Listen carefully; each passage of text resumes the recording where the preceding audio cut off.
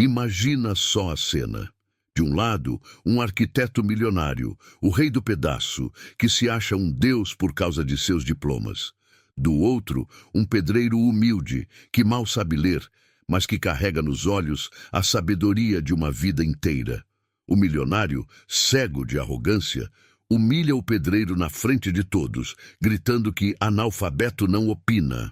O que ele não sabia, o que era impossível para o seu orgulho sequer imaginar, era que a solução para o problema que estava prestes a destruir todo o seu império estava justamente na cabeça do homem que ele acabou de desprezar. Se prepare para ver a cena inacreditável em que esse mesmo milionário, derrotado por seus computadores e por seus engenheiros, vai ter que engolir cada palavra de sua arrogância e implorar pela lição que só o velho pedreiro pode ensinar. Fica aqui comigo para descobrir como essa história termina, porque a virada de jogo é simplesmente sensacional. Se você também acredita que a verdadeira sabedoria não está no diploma, mas na experiência, e que o orgulho sempre vem antes da queda, já deixa o seu like para fortalecer e se inscreve no canal, porque essa história vai te prender. E nos diga de qual lugar do Brasil você está assistindo. Tudo começou na sala de reuniões mais cara de São Paulo. Lá estava Arthur, o arquiteto milionário, de pé, em frente a uma maquete gigante de seu novo arranha-céu, o Titan Tower. Ele gesticulava com uma vareta de metal, o ego dele tão grande quanto o prédio que ele queria construir. Na sua frente, uma plateia de investidores, senhores de terno cinza, o olhavam com uma mistura de admiração e tédio. Arthur sorria. Ele amava aquela sensação de poder. Ele apontou para o topo da maquete. Ele disse: "Senhores, este não é um prédio. É um monumento ao futuro, uma prova do que a inteligência humana pode alcançar." Mas, no meio de seu discurso, um de seus engenheiros-chefes, um homem chamado Ramos, se levantou. Ele parecia nervoso. Ele se aproximou de Arthur e sussurrou algo em seu ouvido. A expressão de Arthur mudou na hora. A irritação por ter sido interrompido era visível. Ramos, então, mostrou a tela de seu tablet para o chefe. Na tela havia uma foto. Um close-up extremo de uma parede de concreto na fundação do prédio real. E na parede havia uma linha, fininha como um fio de cabelo, uma microfissura. Arthur olhou para a foto e forçou uma risada. Ele virou o tablet para os investidores, mostrando a foto como se não fosse nada. Ele disse: "Vejam, senhores, a prova de que o concreto está vivo. Um detalhe insignificante de assentamento, totalmente normal." O que ele não esperava era que um dos investidores, um japonês chamado Sr. Ito, não ia engolir a desculpa. Sr. Ito se inclinou para a frente. Ele perguntou: "Insignificante, Dr. Arthur. Nossos peritos nos alertaram que qualquer falha na fundação desta estrutura, por menor que seja, representa um risco catastrófico." A sala ficou tensa. O ar ficou pesado. Arthur sentiu uma gota de suor escorrer pela sua nuca. Ele odiava ser questionado. Ele sorriu novamente, um sorriso que não chegava aos olhos. Ele garantiu: "Senhor Ito, eu sou o arquiteto. Eu garanto pessoalmente a integridade deste projeto. Está tudo sob meu absoluto controle." À distância, no canteiro de obras, do outro lado do vidro da sala de reuniões, um homem observava a cena. Era João, o mestre de obras, o pedreiro mais velho e experiente da construção. Ele não conseguia ouvir a conversa, mas via a tensão nos ombros dos homens de terno. Seu olhar de especialista não estava na maquete. Estava na base do prédio de verdade. Ele olhou para o ponto exato onde sabia que a fissura estava. Seus olhos, acostumados a ler o concreto como um livro, viram o que os computadores ainda não viam. Ele balançou a cabeça discretamente, um gesto de desaprovação silenciosa. Ele sabia que o problema era sério. De dentro da sala, Arthur notou o gesto. Ele viu o velho pedreiro lá longe, balançando a cabeça. E a visão daquele homem simples, com seu macacão sujo de cimento, discordando dele, o gênio, o doutor, foi como um insulto. Ele sentiu uma onda de desprezo. Quem era aquele operário para ter uma opinião? A reunião terminou minutos depois. Os investidores saíram, os rostos fechados, a confiança abalada. Arthur ficou para trás, a raiva crescendo dentro dele. A culpa, em sua mente, não era da fissura. Era da preocupação dos investidores, que por sua vez foi causada pela incompetência de sua equipe, que deixou a falha aparecer. Ele sentia a pressão aumentar. Ele precisava de um culpado. Precisava reafirmar sua autoridade.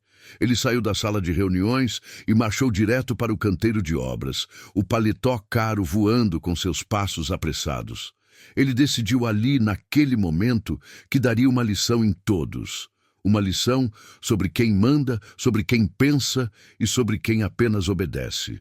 O que ninguém sabia, nem Arthur, nem os engenheiros, nem os investidores, era que aquela pequena rachadura, fina como um fio de cabelo, era apenas o primeiro sintoma de um problema muito maior. Um problema que ameaçava derrubar não apenas o prédio, mas todo o império de Arthur. No dia seguinte, a primeira coisa que Arthur fez não foi olhar os relatórios do mercado financeiro. Foi descer para o canteiro de obras.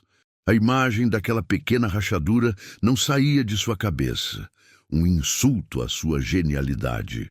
Ele convocou sua equipe de engenheiros para uma reunião ali mesmo, ao lado da fundação de concreto, o sol da manhã já castigando. Ele apontou para a fissura, que parecia um pouco maior do que no dia anterior. A raiva dele, que passara a noite fermentando, explodiu. Ele apontou o dedo para o rosto de Ramos, seu engenheiro-chefe. A veia em sua testa saltou. Ele gritou, a voz ecoando pela estrutura de concreto. Incompetência, é isso que eu vejo aqui. Ele pegou um capacete que estava no chão e o atirou com força contra uma pilha de vergalhões de aço. O barulho do metal contra metal fez todos se encolherem de medo. Ele se virou para o resto da equipe, os olhos vermelhos de fúria. Eu dou a vocês a melhor tecnologia do mundo, os salários mais altos do mercado. E vocês me entregam isso, uma rachadura, um erro de primário? Cada palavra dele era como um chicote. A equipe ficou em silêncio absoluto. Ninguém ousava respirar, muito menos responder. Eles apenas olhavam para o chão, esperando a tempestade passar. O que ninguém esperava era que a tempestade fosse interrompida. João, o pedreiro, que trabalhava em uma parede próxima, ouviu os gritos. Ele viu o desespero nos rostos dos jovens engenheiros e viu a fúria cega no rosto de Arthur. Com o conhecimento de seus 60 anos de experiência, ele olhou para a fissura e para a forma como o prédio se assentava, e soube, na mesma hora, qual era o problema. Seu primeiro instinto foi ficar quieto. Ele sabia que sua opinião não era bem-vinda. Mas ao ver o pânico genuíno da equipe, sua consciência falou mais alto. Com um suspiro, ele largou suas ferramentas. Ele se aproximou do grupo de homens de capacete branco, suas botas sujas de cimento contrastando com os sapatos italianos de Arthur. Ele parou a uma distância respeitosa e pediu licença com a voz calma. Com licença, Dr. Arthur. Desculpe me intrometer. Arthur se virou para ele, surpreso e irritado. O que você quer? João, sem se intimidar, apontou para a fissura. Eu acho que sei o que está acontecendo aí, doutor. Se o senhor me permite um palpite... Ele tentou explicar com as palavras simples que conhecia. Ele falou sobre como o peso do prédio não estava sendo distribuído de forma igual. Falou sobre como a terra, embaixo do concreto, respira e se mexe de um jeito diferente em cada ponto. Ele disse, o problema não é a força da sua base, doutor. É o jeito que ela conversa com o chão. E ela não está conversando direito. Ele falava com a autoridade de quem entende a física não por fórmulas, mas por sentir o peso de milhares de tijolos em suas costas. Mas Arthur não ouvia a sabedoria. Ouvia apenas o som de um operário, um homem sem estudo, ousando dar uma opinião sobre seu projeto multimilionário. E o orgulho dele não permitia aquilo. Ele ergueu a mão, um gesto rude que calou João no meio de sua explicação. E então ele riu. Uma risada alta, curta e cheia de desprezo, que fez os engenheiros se olharem envergonhados. Arthur se aproximou de João até ficar a centímetros de seu rosto. Ele olhou bem no fundo dos olhos do pedreiro e, com um sorriso de puro escárnio, ele disse devagar, para que todos ouvissem: "Escute aqui, mestre." Ele fez uma pausa para maximizar a humilhação. "Analfabeto não opina em cálculo estrutural." A frase caiu como uma pedra no canteiro de obras. Os outros operários que trabalhavam por perto pararam para olhar. A humilhação foi total, pública. Arthur se virou e apontou para seus engenheiros. "Eu pago milhões a homens com diplomas de universidades de renome para pensar. Eu pago você para assentar tijolos. Agora volte para os seus tijolos e nunca mais me dirija a palavra sobre um assunto que você não tem a menor capacidade de entender." Fui claro? Ele não esperou por uma resposta. Apenas ordenou que João sumisse de sua frente. João, o velho pedreiro, olhou para o rosto de Arthur. E em seus olhos não havia raiva. Havia apenas uma tristeza profunda pela cegueira daquele homem. Ele assentiu lentamente com a cabeça, virou as costas e se afastou em silêncio, voltando para sua parede. Os outros operários olharam para o chão, constrangidos. Os jovens engenheiros, mesmo sabendo que a explicação simples do pedreiro fazia um sentido perigoso, permaneceram em silêncio, paralisados pelo medo de serem o próximo alvo da fúria de Arthur. E o narrador da história sabia que, ao humilhar o único homem com a verdadeira resposta, Arthur não havia reafirmado sua autoridade. Ele havia apenas acelerado a contagem regressiva para a sua própria e inevitável destruição. Depois da humilhação pública, o apito do meio-dia soou no canteiro de obras. Os outros operários, em grupos, foram para a área de descanso, abrindo suas marmitas, falando baixo sobre o que tinha acontecido. Mas João não os seguiu. Ele se separou do grupo em silêncio.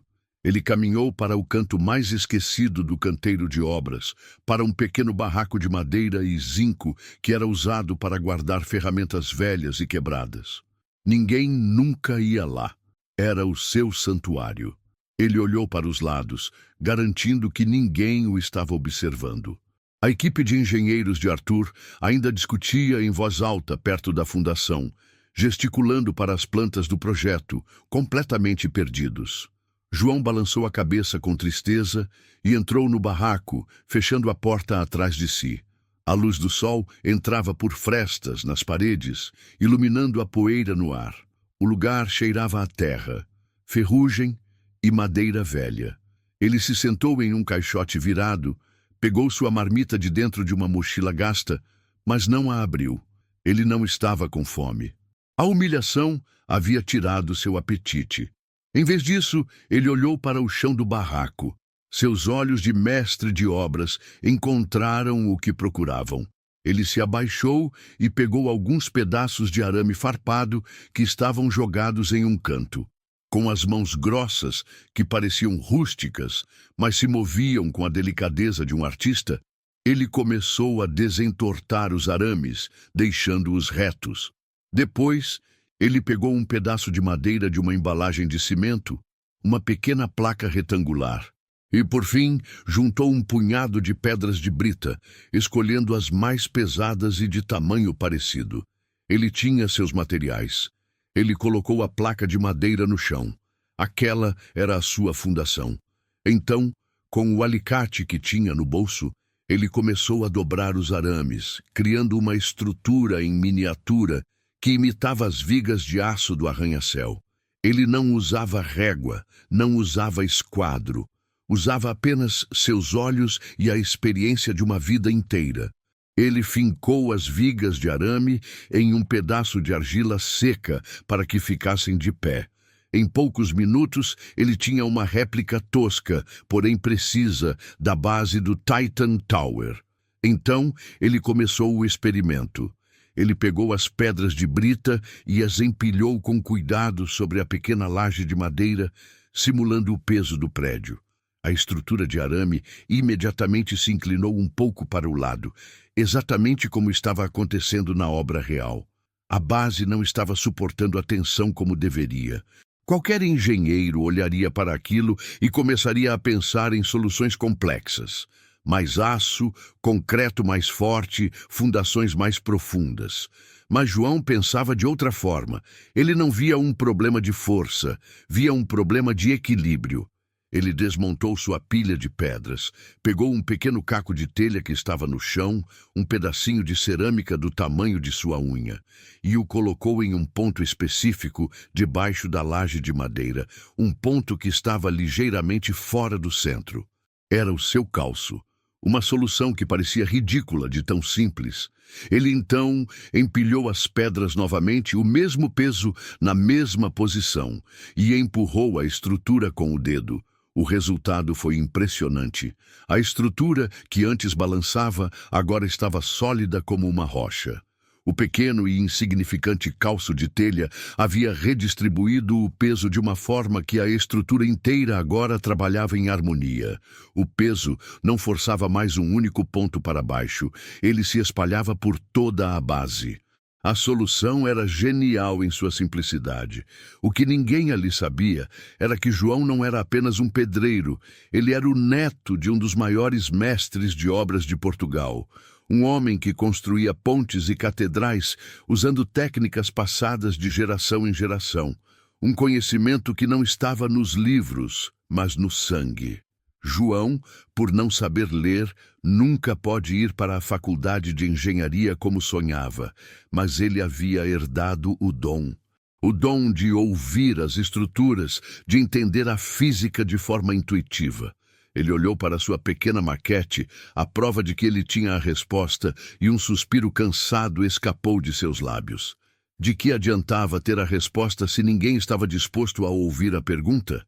Com o coração pesado, ele desmontou sua criação e guardou os pedaços de arame e o pequeno calço em sua mochila. Ele voltou para o canteiro de obras, para sua parede de tijolos, resignado com seu destino. Enquanto isso, a rachadura no império de Arthur Ventura continuava a crescer, silenciosa e implacável. E o público, que agora conhecia o segredo de João, começava a torcer, com todas as forças, pelo dia em que aquele gênio humilde seria finalmente ouvido.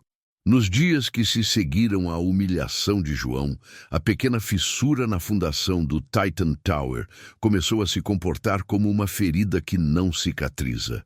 Ela não aumentava de forma dramática, mas sob os sensores de estresse, os engenheiros viam que a tensão na estrutura estava se acumulando de forma perigosa. A arrogância inicial de Arthur deu lugar a uma impaciência febril. Ele trancou sua equipe de elite, os melhores engenheiros que seu dinheiro podia comprar, na sala de tecnologia no subsolo do prédio. Era uma sala fria, sem janelas, iluminada apenas pela luz azulada de um supercomputador que processava os dados do projeto. "Ninguém sai daqui até que essa máquina me dê uma solução", ele ordenou, a voz ecoando no ambiente. "Cancelem seus jantares, esqueçam suas famílias. O único compromisso de vocês agora é com este prédio." E assim começou a batalha da ciência moderna contra um problema que parecia simples, mas que se revelava um monstro. A primeira solução proposta pela equipe foi a mais tecnológica e cara. Eles sugeriram injetar uma resina de polímero expansivo de última geração na base da fundação, para preencher a microfissura e reforçar o concreto. Eles passaram horas criando o modelo virtual da aplicação, inseriram os dados no supercomputador e iniciaram a simulação. Arthur e a equipe observavam a tela gigante, onde o computador mostrava a estrutura do prédio em 3D. A simulação começou. A resina virtual foi injetada. Por um momento, os gráficos de tensão na tela ficaram verdes. Um suspiro de alívio começou a se formar na sala. Mas de repente um alarme soou. Uma nova linha vermelha apareceu em outra parte da fundação. A tela piscou com a mensagem: Falha catastrófica. A rigidez do polímero causou um novo ponto de estresse na viga de sustentação oposta. Efeito dominó detectado. O prédio virtual desabou em uma nuvem de pixels. O silêncio na sala era pesado. A primeira tentativa, a mais cara, havia falhado miseravelmente. Arthur chutou uma cadeira. "Próxima!" ele gritou. A segunda tentativa foi a de reforços externos. O plano era instalar gigantescas braçadeiras de titânio ao redor da base para abraçar a estrutura e impedir que a fissura se expandisse. Novamente, horas de cálculo, de modelagem. Novamente a simulação foi iniciada. Desta vez o prédio não desabou, mas os sensores de estresse na tela foram para o vermelho escuro. A mensagem: estabilidade comprometida.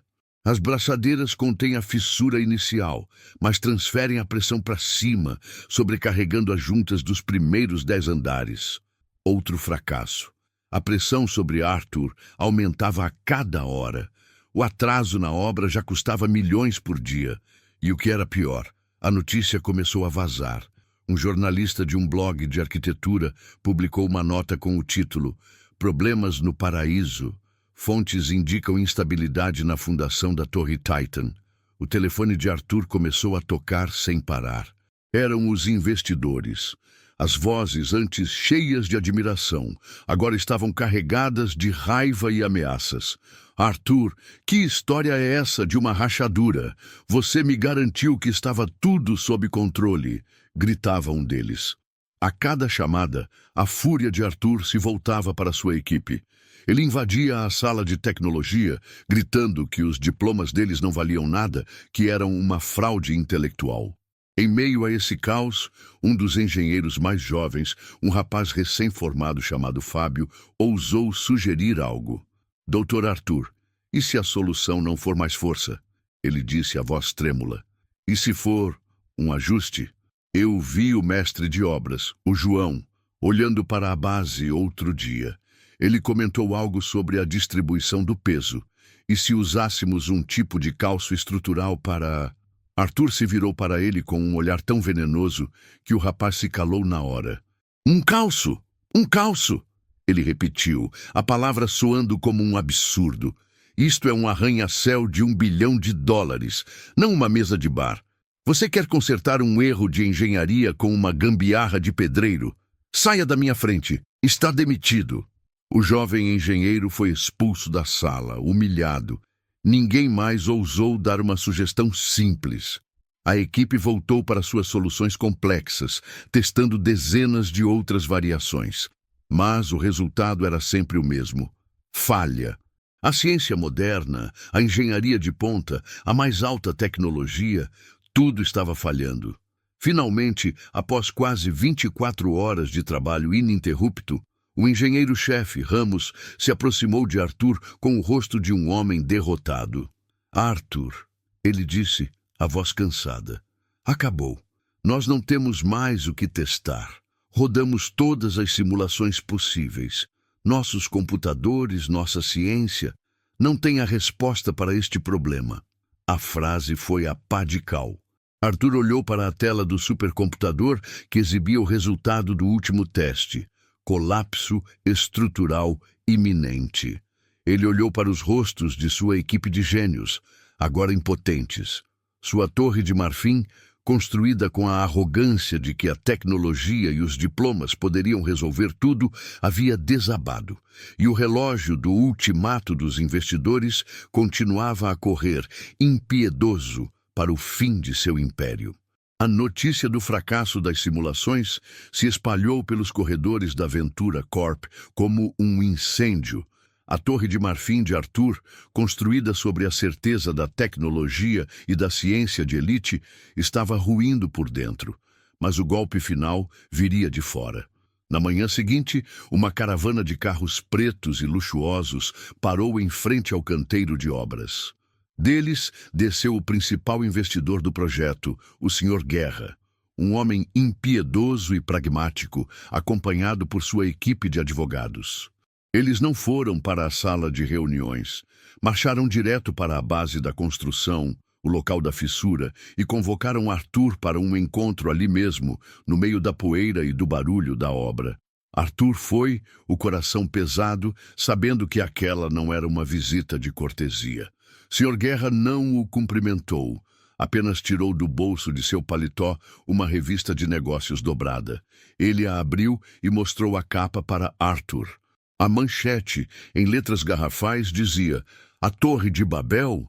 O projeto bilionário de Arthur Ventura enfrenta risco de colapso estrutural." A foto era a de Arthur, sorrindo arrogantemente, tirada semanas antes. Agora, ela parecia uma piada de mau gosto. A reputação dele estava oficialmente na lama. "Você me prometeu que era um detalhe insignificante, Arthur", disse Guerra, a voz fria, sem emoção. "Mas meus peritos passaram a noite analisando os dados que vazaram. E a palavra que eles usam não é detalhe, é catastrófico." Ele apontou com o queixo para a fissura na parede de concreto, que sob a luz do sol parecia visivelmente mais longa, mais ameaçadora do que na semana anterior. "Eu investi $500 milhão neste seu monumento ao futuro. E agora parece que o único futuro que ele tem é o de uma demolição." Arthur tentou argumentar. "Guerra! Nós estamos trabalhando dia e noite. Minha equipe está testando soluções." "Sua equipe falhou", ele o cortou. "Seus engenheiros com seus diplomas caros falharam. Sua tecnologia falhou. E principalmente você falhou. Você me vendeu um sonho de perfeição e o que eu vejo na minha frente é um pesadelo de concreto prestes a ruir." Guerra se aproximou de Arthur, o rosto a centímetros do dele, e então ele deu o ultimato final. "Eu não estou mais interessado em suas desculpas ou em suas promessas. Estou lhe dando um prazo, um último prazo." Ele olhou para seu relógio de ouro. "Você tem exatamente 24 horas, meio-dia de amanhã. Eu quero uma solução viável, testada e aprovada por uma equipe de peritos independentes que eu mesmo vou contratar. Uma solução definitiva para essa rachadura." Arthur sentiu o ar faltar. 24 horas. Era impossível. "E se eu não conseguir?" ele perguntou. A voz um sussurro. O sorriso de Guerra foi assustador.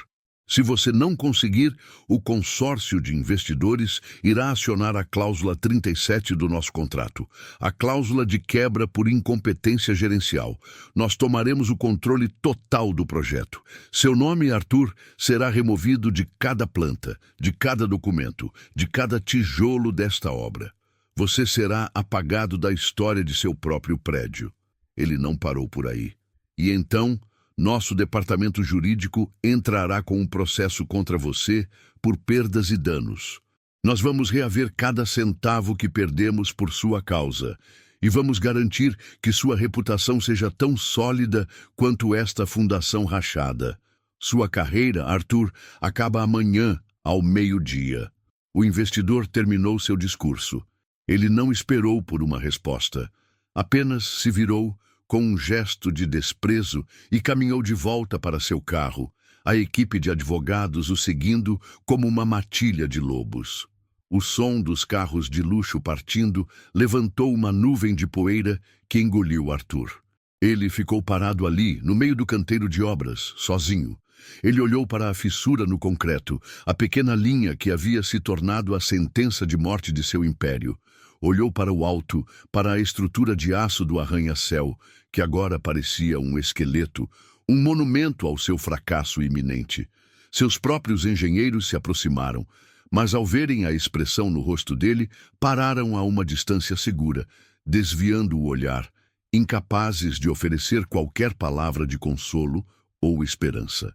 Eles o haviam abandonado. Ele sentiu pela primeira vez o gosto amargo e metálico do fracasso absoluto. O som do vento passando pela estrutura de aço parecia um lamento. E o tic-tac em sua mente não era mais o de um relógio, mas o de uma bomba-relógio, contando os segundos para a detonação de seu mundo. A noite caiu sobre o canteiro de obras, mas Arthur não foi para casa. Ele não conseguia encarar o luxo de sua mansão. Um luxo que em breve não seria mais seu. Ele dispensou seu motorista, seus seguranças, todos. Ele precisava ficar sozinho com o monumento de seu fracasso. Ele começou a vagar pelo local. Um fantasma de terno caro em meio a pilhas de areia e esqueletos de vergalhões. A grande estrutura do Titan Tower, que antes o enchia de orgulho, agora parecia uma carcaça de animal gigante, um esqueleto que zombava dele sob a luz fria da lua. O vento passava pelas vigas de aço, produzindo um assobio baixo e melancólico, a trilha sonora de sua ruína. Ele caminhou até a base do prédio, até o local da fissura. Ela estava lá, uma cicatriz escura no concreto, parecendo ainda maior na escuridão. Ele se agachou e a tocou com a ponta dos dedos. Estava fria, sólida, mas ele sabia que era uma mentira. Por dentro, a estrutura estava doente, morrendo, e a culpa era dele. A raiva que ele sentia mais cedo havia se esvaído, dando lugar a um desespero profundo e vazio. Ele, o grande Arthur Ventura, o gênio da arquitetura, estava acabado.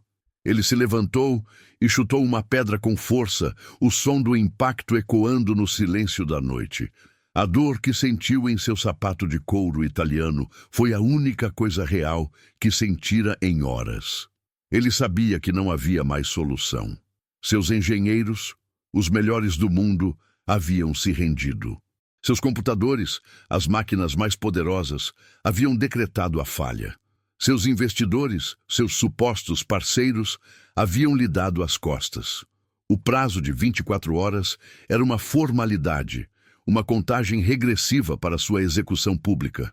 Sua carreira terminaria ao meio-dia do dia seguinte. O nome Ventura, que ele tanto se orgulhava, se tornaria sinônimo de fracasso, de arrogância, de incompetência. Ele pensou em fugir. A ideia surgiu, tentadora. Vender suas ações secretamente por uma fração do valor. Pegar um avião para um país sem acordo de extradição e desaparecer. Deixar tudo para trás. O prédio, os processos, a vergonha. Mas a imagem do retrato de seu avô surgiu em sua mente. A imagem do homem que construiu tudo aquilo com honra. Fugir seria a desonra final. Ele não podia fazer isso.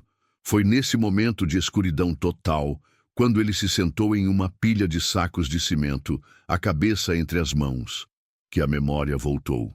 Não como um pensamento, mas como uma assombração. A cena no canteiro de obras, dias antes, a figura de João, o pedreiro velho, aproximando-se com respeito, as palavras simples dele, falando sobre o jeito que a terra conversa.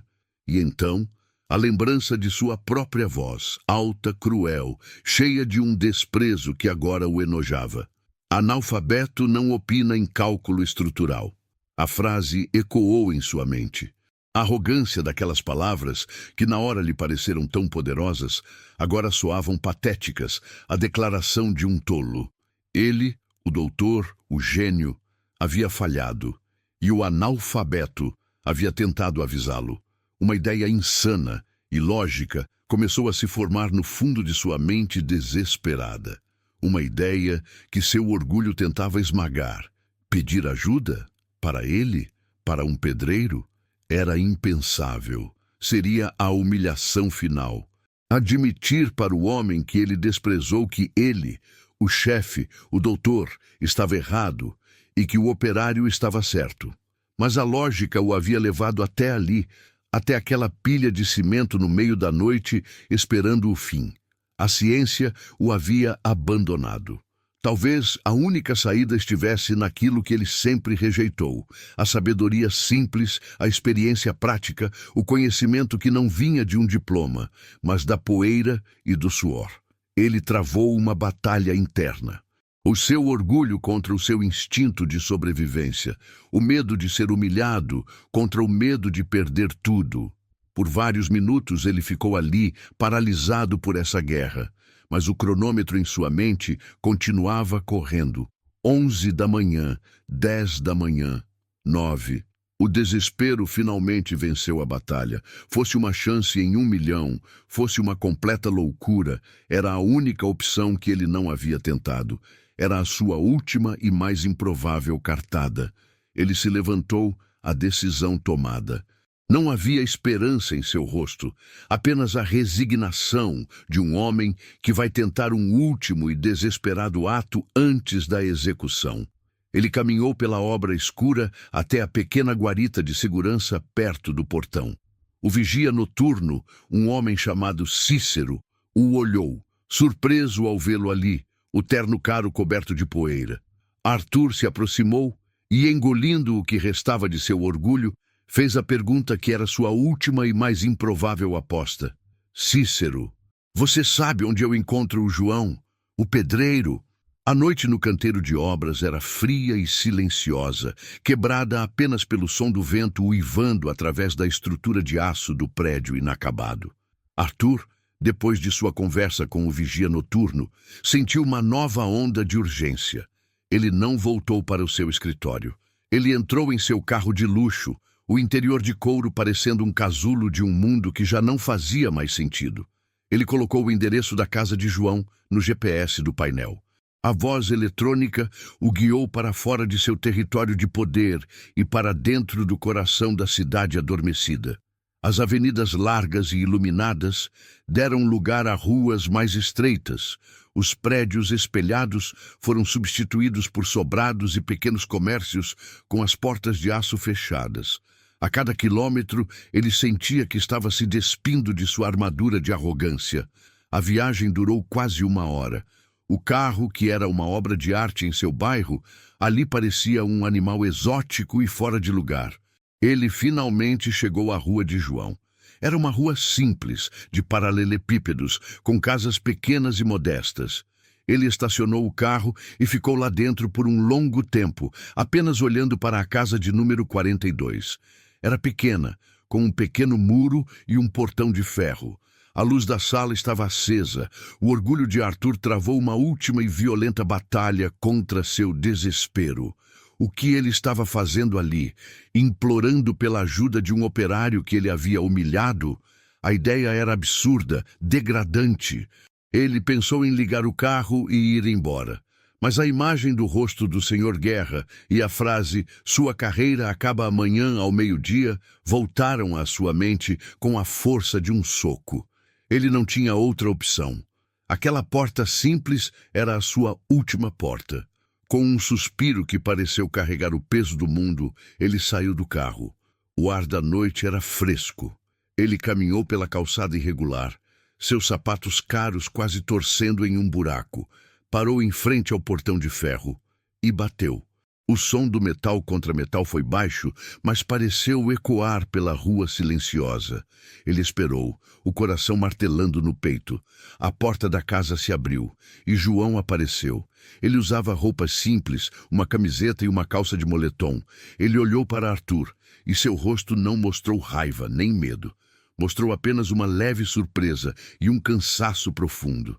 Arthur abriu a boca para falar, para se desculpar, para explicar. Mas as palavras não saíram. Como começar? Como reparar a humilhação que ele causara? Ele apenas ficou ali, parado, o grande arquiteto, mudo diante do pedreiro. Vendo a agonia no rosto de Arthur, João entendeu tudo. Ele abriu o portão. "Entre, doutor", disse ele, a voz calma. O convite silencioso foi mais poderoso do que qualquer discurso. Arthur entrou. A casa era pequena, humilde, mas extremamente limpa e arrumada. Havia pouca mobília, mas cada item parecia ter seu lugar. Cheirava a café fresco. João não o convidou para sentar na sala. Ele o guiou direto para a cozinha nos fundos. E sobre a pequena mesa de madeira, coberta por uma toalha de plástico, estava a resposta. Era a pequena maquete de arame e pedras. O segredo que João guardava em sua mochila. Arthur parou e olhou para a pequena estrutura. Era tosca, feita com materiais de lixo, mas ele viu nela, imediatamente, a genialidade que seus computadores não conseguiam replicar. João não fez um discurso. Ele não disse, "Eu te avisei". Ele não se vangloriou. Sua demonstração foi tão silenciosa e digna quanto ele. Ele apenas apontou para a maquete como estava. Com um único dedo, ele a empurrou levemente na lateral. A estrutura balançou, instável, ameaçando cair. Era uma réplica perfeita do problema do Titan Tower. É isso que está acontecendo, disse João, sua primeira frase. O peso está empurrando para o lado e a base não está segurando. Então ele pegou um pequeno calço de madeira, o mesmo que fizera no barraco da obra. Com cuidado, ele o inseriu em um ponto específico debaixo da laje de madeira. A ação foi precisa, cirúrgica. Ele então se virou para Arthur. Agora o senhor. Empurre, ele convidou. Arthur hesitou, depois estendeu a mão e empurrou a estrutura, com a mesma força de antes. Mas desta vez ela não se moveu, não balançou. Estava sólida, firme como uma rocha. A solução era tão simples, tão elegante, que era quase insultante. A demonstração, feita sem uma única palavra de acusação, foi a lição mais profunda que Arthur já recebera em sua vida. A resposta para o seu problema de $1 bilhão estava ali, sobre uma toalha de plástico, explicada com arame, pedra e um pedacinho de madeira.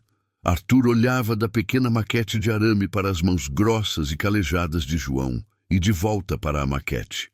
Ele não conseguia entender. Seu cérebro, treinado em física teórica, em softwares de engenharia e em cálculo estrutural, estava em curto-circuito. Ele empurrou a maquete com o calço mais uma vez, sólida. Ele retirou o pequeno caco de telha, empurrou de novo. A estrutura balançou, frágil. A solução estava ali, na sua frente, tão simples que era um insulto a todos os seus anos de estudo e a todos os milhões que ele gastou em tecnologia. O silêncio na pequena cozinha era quebrado apenas pelo zumbido da geladeira antiga. Finalmente, Arthur ergueu os olhos para João. A arrogância havia desaparecido de sua voz, substituída por uma curiosidade genuína, a de um aluno diante de um mestre. Como? Ele perguntou, a voz quase um sussurro. Como você sabia?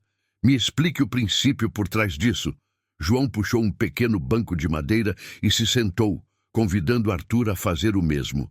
O milionário, sem hesitar, sentou-se na cadeira bamba da cozinha, o terno caro parecendo um disfarce ridículo. Não tem muito princípio, doutor. É só o jeito que as coisas são, começou João, a voz calma e sem nenhum traço de vanglória.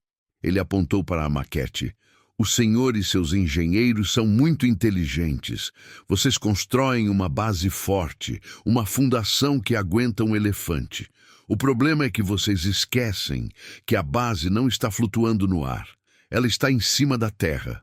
Ele pegou um punhado de terra de um vaso de planta que estava na janela. E a terra, doutor, ela é viva, ela respira, ela se mexe. Em um lugar ela é mais dura, em outro mais macia. Em um lugar tem mais água, no outro é mais seca. O senhor não pode simplesmente colocar um peso gigante em cima dela e esperar que ela fique quieta. Ela vai reclamar, ela vai se ajeitar. E quando ela se ajeita, o seu prédio, que é todo duro e teimoso, sente. E aí ele racha. Arthur ouvia, fascinado. Em anos de faculdade, nenhum professor havia lhe explicado a engenharia daquela forma.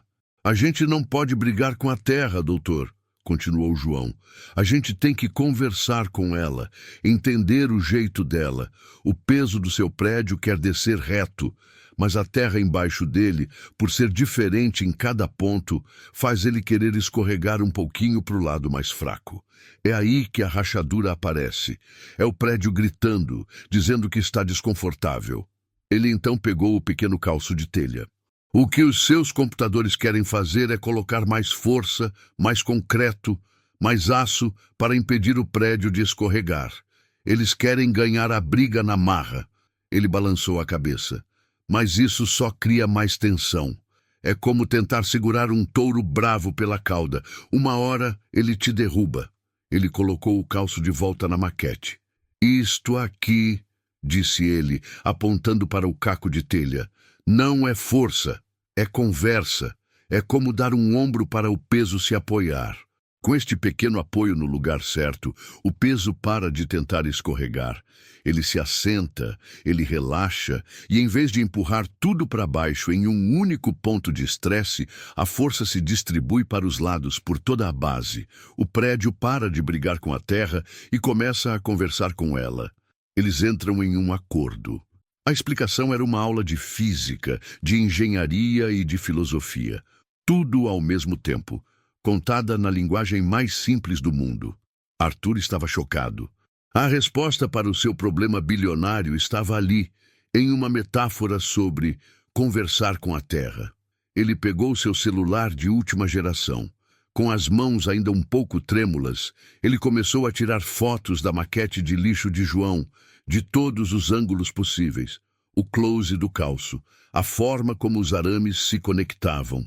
Ele sabia que seus engenheiros, com seus anéis de formatura e seus mestrados no exterior, ririam daquela solução, zombariam da simplicidade dela.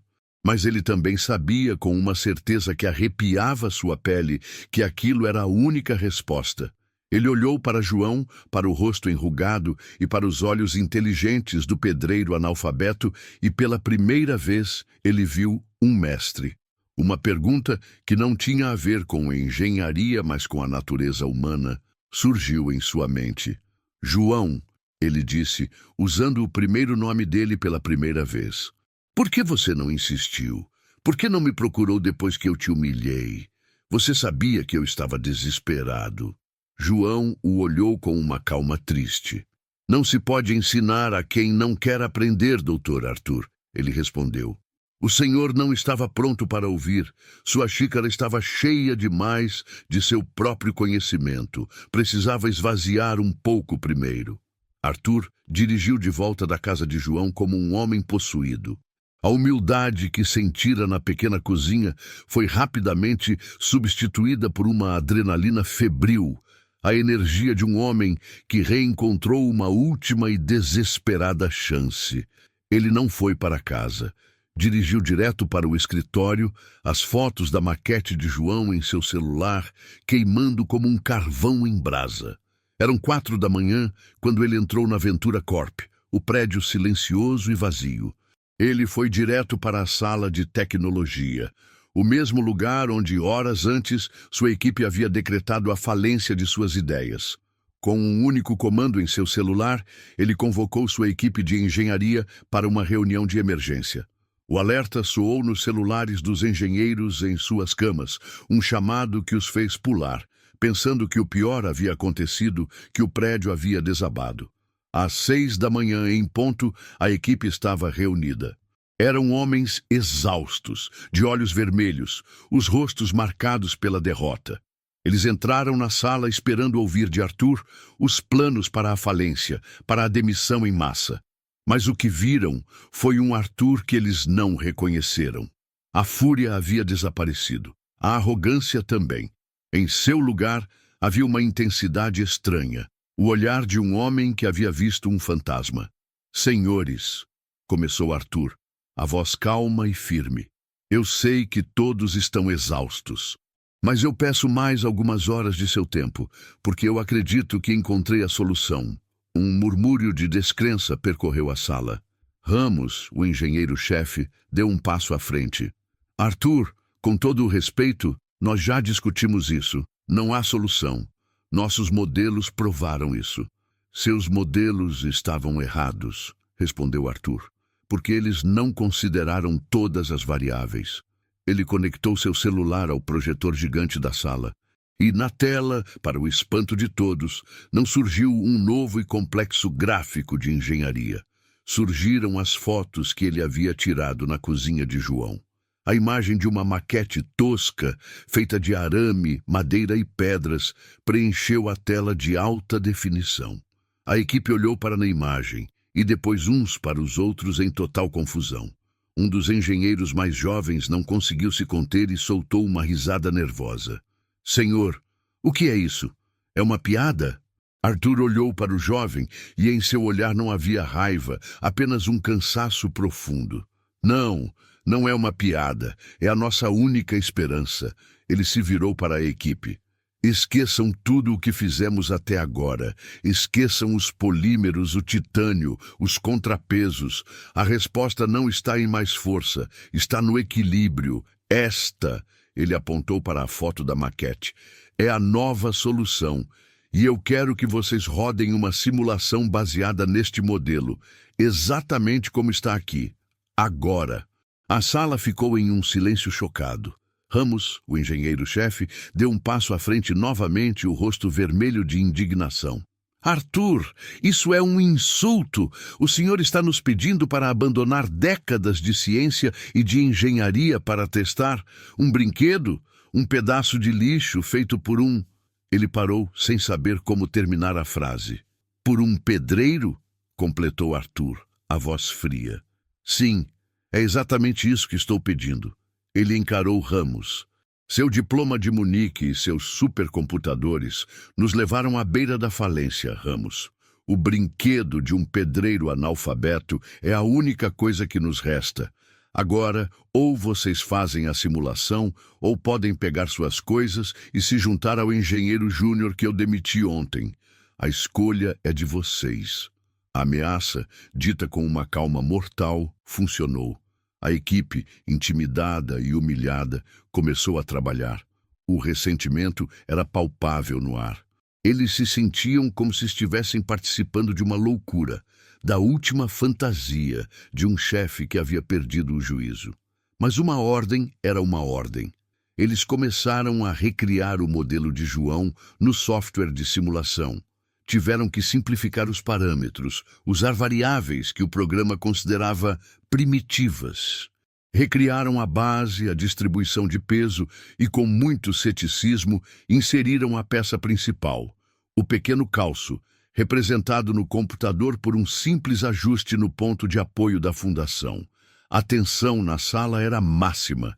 Os engenheiros trabalhavam em silêncio, certos de que a simulação falharia em segundos, provando a loucura de seu chefe. Arthur permanecia de pé, em um canto, os braços cruzados prendendo a respiração. Sua carreira, sua empresa, seu legado, tudo dependia do resultado daquele teste improvável. A sabedoria prática de um velho pedreiro contra a mais alta tecnologia do mundo. O engenheiro no comando do computador terminou de inserir os dados. Iniciando simulação de estresse estrutural, ele anunciou, a voz cheia de ironia. Ele apertou a tecla Enter. Na tela gigante, uma barra de progresso começou a se preencher lentamente. O som dos ventiladores do supercomputador era o único ruído. 1%, 10%, 50%, 90%. Ninguém piscava. A barra de progresso chegou a 100%. Um bip agudo e final soou na sala silenciosa, indicando o fim do processamento. Por um instante, ninguém respirou. Todos os olhos, os de Arthur, os dos engenheiros céticos, estavam grudados na tela, esperando pelo veredito da máquina. O veredito que definiria tudo. A barra de progresso na tela gigante atingiu 100%. Um bip agudo, final e eletrônico soou na sala de reuniões silenciosa. Por um instante que pareceu durar uma eternidade, a tela ficou preta. Ninguém respirava. Os engenheiros de elite, com seus diplomas e sua arrogância, olhavam para a escuridão, esperando a mensagem de falha que confirmaria suas crenças e a loucura de seu chefe. Arthur sentia o suor escorrer por suas costas. Sua carreira, seu nome, o império de seu avô, tudo dependia do que apareceria naquela tela nos próximos segundos. E então a tela piscou, e uma nova imagem surgiu. Não era vermelha, era verde. Um verde brilhante, vitorioso, e no centro da tela, em letras garrafais, estava a conclusão do supercomputador. A primeira linha dizia: Análise de tensão estrutural concluída. E logo abaixo, os dados que mudariam tudo. Nível de estresse estrutural, 0,02% dentro da margem de segurança. Probabilidade de falha sob carga máxima, 0,1%. E a linha final, a que fez o coração de Arthur parar e voltar a bater. Estabilidade da fundação, 100% garantida. Um silêncio chocado tomou conta da sala. Não era o silêncio tenso de antes, era um silêncio de pura e absoluta incredulidade. A solução do pedreiro, a solução do analfabeto, o modelo de arame e pedras. Havia funcionado. Não apenas funcionado, mas superado todas as outras simulações. A solução era perfeita. Ramos, o engenheiro-chefe, foi o primeiro a se mover. Como se estivesse em um transe, ele se levantou e caminhou até a tela gigante. Ele tocou a superfície de vidro, como se para ter certeza de que era real. Não, não pode ser, ele sussurrou. Verifiquem os dados brutos. Deve haver um erro no programa, um bug. Os outros engenheiros, despertados pelo comando de seu chefe, correram para seus computadores. Eles abriram as planilhas, as linhas de código, as análises de dados. Eles procuravam freneticamente por um erro, por uma falha, por qualquer coisa que explicasse aquele resultado impossível. Mas quanto mais procuravam, mais a verdade se tornava clara. Não havia erro. Os números estavam corretos. A física por trás do modelo simples de João era irrefutável. Vasques, o engenheiro júnior que havia rido da ideia, agora olhava para a tela com o rosto pálido e o queixo caído. Ele se virou para Arthur, os olhos arregalados de espanto. Como isso é possível? Ele gaguejou. É tão ridiculamente simples. Arthur, que observava tudo de seu canto, não sentiu a euforia da vitória. Ele não sentiu o alívio de ter sua empresa salva. Em vez disso, sentiu uma onda de humildade tão esmagadora que o deixou fraco. Ele olhou para a mensagem verde na tela.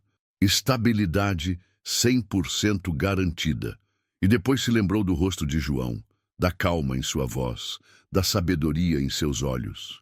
A resposta para o problema mais complexo de sua vida, um problema que seus milhões em tecnologia não conseguiram resolver, era a solução mais simples, vinda do homem que ele havia publicamente desprezado e humilhado. A ficha caiu com um peso monumental. O verdadeiro gênio não era ele, nunca fora. Ele se recompôs. A humildade que sentia não o paralisou. Pelo contrário, lhe deu uma clareza que ele não tinha há anos. Ele caminhou até o centro da sala. Sua equipe de engenheiros o olhou, agora não mais com ceticismo, mas com um novo e temeroso respeito. Senhores, disse Arthur, a voz firme no comando, mas sem a antiga arrogância. Nós temos uma solução. Preparem uma apresentação formal e limpa deste resultado. A reunião com os investidores é em menos de 3 horas e eu não quero nenhuma menção a polímeros ou a titânio. Eu quero que expliquem da forma mais simples possível a genialidade do calço estrutural. Ele se virou e saiu da sala de tecnologia, deixando para trás sua equipe de doutores e mestres, tentando entender como haviam sido derrotados por um pedaço de arame e um caco de telha. Ele não foi para a sala de reuniões. Foi para seu escritório. Pegou o telefone e ligou para seu motorista pessoal. Sua voz era calma, mas a ordem era cheia de um novo tipo de respeito. Alves, ele disse, vá até o endereço que vou lhe enviar. É a casa do Sr. João, nosso mestre de obras. E o traga para cá, para a empresa, com o máximo de urgência e o máximo de respeito. Trate-o como se ele fosse o rei do mundo. O narrador da história sabia que a máquina havia dado seu veredito, mas a verdadeira prova do caráter de Arthur, o teste de sua recém-descoberta humildade, começaria agora. A sala de reuniões principal da Ventura Corp, poucas horas depois, era um funeral esperando pelo corpo. O relógio na parede marcava 11 da manhã. Faltava 1 hora para o fim do ultimato. Os investidores, liderados pelo impiedoso Sr. Guerra, chegaram, os rostos fechados, os advogados a tiracolo. Eles não se sentaram, ficaram de pé como um pelotão de fuzilamento, prontos para executar a sentença. A equipe de engenharia de Arthur estava encostada em uma parede pálida, exausta e em um silêncio respeitoso. Eles haviam passado as últimas horas preparando uma apresentação baseada nas fotos da maquete de João. ainda sem entender completamente a genialidade por trás da simplicidade, mas sabendo que era a única chance. Arthur estava na cabeceira da mesa, calmo. A fúria e o pânico haviam desaparecido, substituídos por uma estranha e serena determinação. Ele sabia o que precisava fazer. Sr. Guerra olhou para o relógio. Seu tempo está acabando, Arthur. O que você tem para nós? Ou devemos apenas pular para a parte em que meus advogados assumem o controle? Arthur olhou para o investidor. Senhores, eu lhes prometi uma solução em 24 horas, e eu a tenho. Ele fez um sinal para seu assistente. A tela gigante na parede se acendeu. E nela, a mesma mensagem que chocara seus engenheiros horas antes. Estabilidade da fundação 100% garantida. Os investidores se inclinaram para a frente, os olhos se estreitando. Um deles riu. Simulações. Arthur, nós não temos tempo para seus jogos de computador. Queremos uma solução real, auditada. Esta solução foi auditada pelos melhores engenheiros do país. Os meus, respondeu Arthur com calma. E eles confirmaram. O projeto está salvo. Ele projetou os gráficos, os dados, as projeções de força. Os advogados dos investidores começaram a sussurrar entre si, impressionados com os números. Senhor Guerra, ainda cético, cruzou os braços. Que bruxaria é essa, Arthur? Como vocês conseguiram isso em uma noite, quando falharam por semanas? Qual de seus gênios finalmente fez alguma coisa que preste? A pergunta pairou no ar, carregada de sarcasmo. Arthur sorriu, um sorriso pequeno e enigmático. O senhor tem razão, Guerra. A solução não veio de nenhum dos meus gênios com diploma. Veio de um gênio de outro tipo. Nesse exato momento, como se tivesse sido ensaiado, a porta da sala de reuniões se abriu. E João, o pedreiro, entrou. Ele havia sido trazido pelo motorista de Arthur, que de fato o tratara como um rei, mas ele ainda usava suas roupas de trabalho, as calças sujas de cimento, as botas gastas. Ele estava visivelmente desconfortável e intimidado por aquele ambiente de luxo e poder. Ele segurava seu capacete de operário nas mãos, sem saber para onde olhar. Todos os olhares na sala, dos milionários, dos advogados, dos engenheiros, se viraram para ele. Um silêncio confuso se instalou. Quem era aquele homem? O que ele estava fazendo ali? Arthur caminhou lentamente até João. Ele não demonstrou vergonha. Pelo contrário, ele colocou uma mão respeitosa no ombro do velho pedreiro, um gesto que chocou a todos. E então ele se virou para a plateia de homens poderosos. Senhores, ele disse, a voz alta e clara, para que ninguém perdesse uma única palavra. Eu lhes apresento o homem que salvou esta empresa. Ele fez uma pausa, deixando o peso da declaração assentar. Este não é um dos meus engenheiros. Este não é um doutor de uma universidade famosa. Ele olhou para João com uma admiração genuína. Este é o senhor João, mestre de obras, pedreiro, e o verdadeiro arquiteto por trás da solução que salvará o nosso projeto. O choque na sala foi palpável. Os investidores se olharam incrédulos. Os engenheiros de Arthur, que já sabiam da história, apenas assentiram, confirmando a loucura. Senhor, Guerra olhou de João para Arthur. O rosto, uma máscara de completa perplexidade. A cena era um absurdo, um conto de fadas corporativo. O homem mais humilde daquela obra era, segundo o próprio CEO, o mais inteligente. Arthur, sabendo que a justiça precisava ser completa, sabia que ainda faltava um ato. E ele se preparou para o momento mais difícil de sua vida. O pedido de perdão público. A declaração de Arthur, este é o gênio, ecoou pela sala de reuniões, deixando um rastro de silêncio e perplexidade. Os investidores, homens acostumados a negociar com CEOs e doutores, agora encaravam um pedreiro em roupas de trabalho, sendo apresentado como o salvador de um projeto de $1 bilhão. A cena era tão surreal que ninguém sabia como reagir. Eles olhavam de João para Arthur e de volta para João, tentando encontrar algum sinal de que aquilo era uma piada elaborada. Mas o rosto de Arthur era de uma seriedade mortal, e o rosto de João, embora desconfortável com a atenção, era de uma calma e dignidade que não condiziam com a de um homem simples pego em uma brincadeira. Arthur ignorou a confusão dos investidores.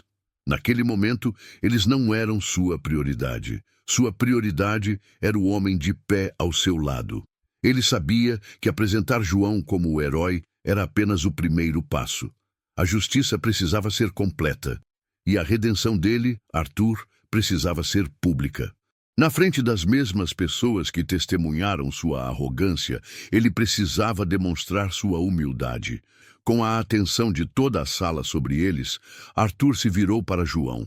Ele olhou para o rosto do velho pedreiro, para as rugas que contavam a história de uma vida de trabalho honesto, para os olhos que, mesmo agora, não mostravam raiva, apenas uma profunda e cansada sabedoria. E Arthur sentiu o peso de sua própria estupidez. Então, ele fez algo que chocou a sala mais do que qualquer resultado de simulação. Ele não estendeu a mão para um aperto formal. Ele não deu um tapinha nas costas. Ele, Arthur Ventura, o rei daquela torre de vidro, se curvou. Foi um movimento lento, deliberado. Ele inclinou o corpo para a frente em um gesto de profundo e inegável respeito, baixando a cabeça até que seus olhos estivessem no nível da cintura de João. A cena deixou todos, inclusive o próprio João, sem ar. Um milionário se curvando para um operário. O mundo parecia ter virado de cabeça para baixo. Então, ainda curvado, Arthur começou a falar, a voz alta e clara para que todos na sala pudessem ouvir cada palavra de sua penitência. Senhor João, ele começou, e o uso do Senhor era carregado de um novo e genuíno respeito. Há alguns dias, neste mesmo canteiro de obras na frente da minha equipe, eu o humilhei. Eu usei palavras cruéis. Eu o chamei de ignorante. Cada palavra que ele dizia era uma confissão, um ato de autoflagelação. Eu cometi o maior e mais vergonhoso erro da minha vida profissional e pessoal. Eu estava cego, cego pela minha arrogância, pelo meu orgulho, pela minha estúpida crença de que um diploma na parede vale mais do que a sabedoria de uma vida inteira. Ele ergueu um pouco a cabeça para poder olhar para o rosto de João. Eu estava errado, e o Senhor estava certo. E por isso eu peço aqui na frente de todos os que testemunharam a minha arrogância, o seu perdão. A sala permaneceu em um silêncio absoluto. Aquele pedido de desculpas, tão público, tão humilhante para um homem como Arthur, era mais chocante do que a própria solução para o problema do prédio. João, o pedreiro, ficou sem jeito. Ele não estava acostumado com aquele tipo de atenção. Ele nunca esperou por um pedido de desculpas. Ele deu um passo para trás, as mãos se agitando nervosamente. Ele apenas assentiu com a cabeça, um gesto simples, aceitando a desculpa sem a necessidade de mais palavras.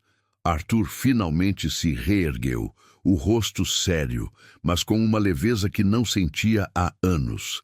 Ele se virou para sua equipe de engenheiros que olhavam para o chão envergonhados. A solução que salvou este projeto, que salvou os empregos de vocês e o futuro desta empresa, não veio de nossos supercomputadores, disse Arthur. Não veio de nossas teorias complexas. Veio da sabedoria deste homem. Ele olhou para cada um de seus engenheiros. E a primeira lição que todos nós, começando por mim, aprendemos hoje é que um diploma na parede não significa absolutamente nada sem a humildade para ouvir aqueles que realmente entendem do ofício. Nesse momento, o investidor principal, o Sr. Guerra, se levantou. Ele caminhou lentamente pela sala, passando por Arthur, e parou na frente de João. Ele estendeu a mão. Senhor João, disse Guerra, a voz rouca de emoção. O senhor não salvou apenas um prédio. O senhor salvou uma empresa inteira e milhares de empregos.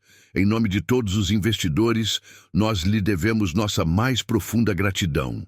João, tímido, mas com um sorriso orgulhoso surgindo em seu rosto, apertou a mão do homem poderoso. A vitória de João era, naquele instante, completa e absoluta. Ele não era mais o pedreiro ignorante, era o herói da história. O aperto de mão entre João, o pedreiro, e o Senhor. Guerra, o investidor bilionário, selou a vitória de João na frente de todos. A equipe de engenheiros de Arthur assistiu à cena, em silêncio, à arrogância que tinham antes agora substituída por uma vergonha profunda. Eles, com seus computadores e seus diplomas, haviam sido superados pela sabedoria prática de um homem que eles nem consideravam digno de uma opinião. Arthur observou a cena e um sentimento de clareza tomou conta dele. Aquele pedido de desculpas público, por mais necessário que fosse, não era suficiente. Palavras eram baratas. A justiça, a verdadeira reparação, precisava de ação. Ele sabia o que tinha que fazer, um último ato para consolidar a lição que ele mesmo havia aprendido da forma mais dura. Ele esperou o aperto de mão terminar e pediu a palavra novamente, a voz calma, mas com uma autoridade que fez todos na sala se virarem para ele. Senhores, disse ele, olhando primeiro para os investidores e depois para sua própria equipe. A gratidão e o perdão são o primeiro passo, mas eles não significam nada sem uma reparação concreta. Ele então se virou para seu engenheiro-chefe, Ramos, o homem que havia rido da ideia de João. Ramos, disse Arthur, o tom agora formal e inquestionável. Sua dedicação à empresa é apreciada. No entanto, a falha catastrófica neste projeto aconteceu sob sua liderança técnica. Como resultado da nova direção que este projeto está tomando, informo que o senhor está sendo, a partir deste momento, realocado para o nosso escritório de projetos secundários. Agradeço por seus serviços. A demissão disfarçada de realocação foi um choque.